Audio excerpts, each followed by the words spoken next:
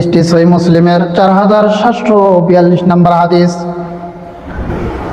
রাসূল সাল্লাল্লাহু আলাইহি সাল্লাম বলেন, আল মুসলিমু আখুল মুসলিমি, মুসলমান অপর মুসলমানের ভাই, কাজেই লা ইয়াজলিমুহু, তোমরা তার উপর অত্যাচার করিও না।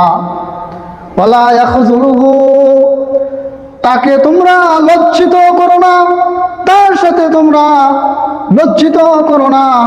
ওয়ালা ইয়াহকিরুহু, তাকে তোমরা তুচ্ছ মনে করিও না, তাকে তোমরা তাচ্ছিল্য করিও না।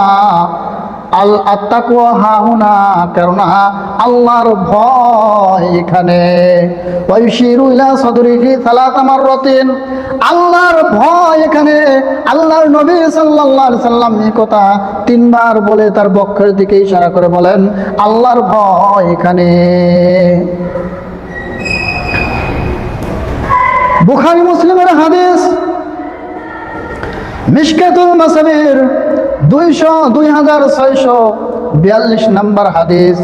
নোমান ইবনে বাশির রাদিয়াল্লাহু আনহু বর্ণনা করেন, ক্বালা রাসূলুল্লাহ সাল্লাল্লাহু আলাইহি সাল্লাম, আলা ইন্না ফিল জাসাদি মুযগাতুন, মনে রেখো মানুষের শরীরে একটু গোশতের পিণ্ড রয়েছে। ওয়াইদা সলহাত সলহাল জাসাদু কুল্লুহু, ওই গোশতের টুকরা যদি ঠিক থাকে, সুস্থ থাকে, তাহলে গোটা শরীর গোটা দেহ সুস্থ থাকে।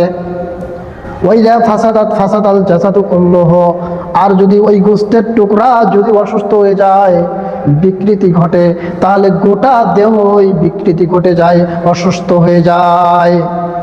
আলা ওয়াহিয়াল কলব, আর ওই গোশতের টুকরা হচ্ছে মানুষের অন্তর।